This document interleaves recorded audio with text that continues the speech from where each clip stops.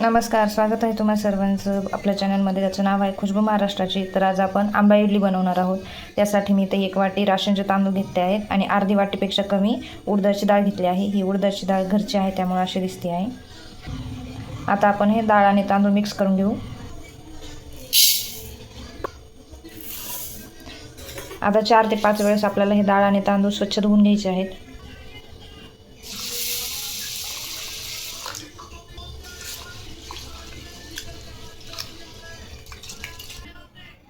तीन ते 4 वेळेस हे डाळ आणि तांदूळ स्वच्छ धुवून घेतले आहेत। आता आपण ह्याच्यात भिजण्यासाठी पाणी टाकू। आता हे डाळ आणि तांदूळ आपल्याला 5 ते 6 तासासाठी असे भिजत ठेवायचे आहेत। बघा 5 ते 6 तास झाले आहे। आता आपण हे डाळ आणि तांदूळ जाडसर वाटून घेऊ।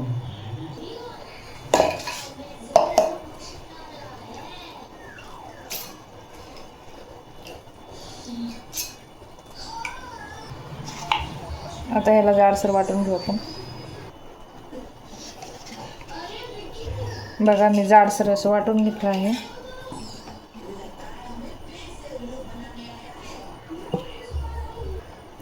आता राहिलेली डाळ आणि तांदूळ असं जाडसर वाटून घेऊ।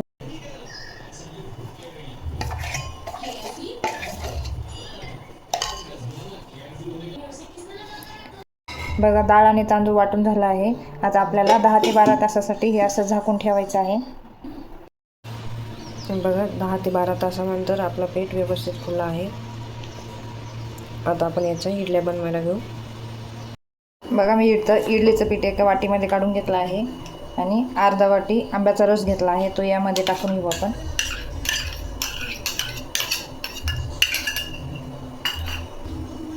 आता यामध्ये चवीपुरतं मीठ टाकू आपण आणि व्यवस्थित मिक्स करून घेऊ।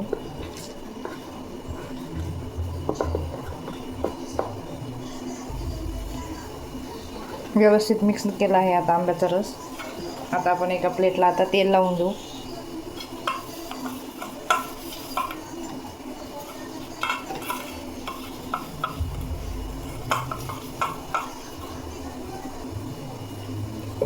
आता यामध्ये इडलीचं पीठ टाकू आपण। आता इडलीची प्लेट आपण इडली पात्रामध्ये वाफवायला ठेवू। बघा इडली पात्रामध्ये पाण्याला उकळी आली। आता आपण यामध्ये प्लेट ठेवून देऊ। आता आपण आपल्या इडल्या 20 ते 25 मिनिटं वाफवून घेऊ।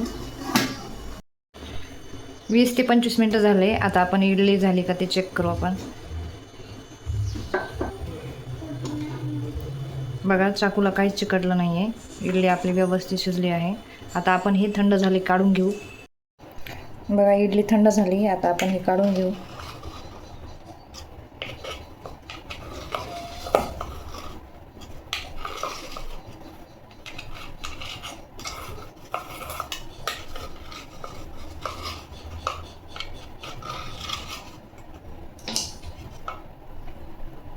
बघा मँगो इडली आपली कशी झाली ती तोडून दाखवते मी तुम्हाला। किती सॉफ्ट झाली आहे बघा।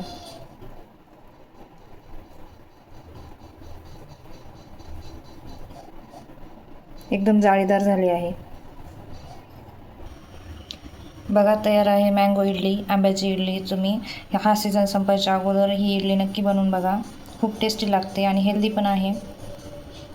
माझा जर व्हिडिओ आवडला असेल तर लाईक करा, सबस्क्राईब करा आणि व्हिडिओ शेवटपर्यंत पाहिल्याबद्दल धन्यवाद।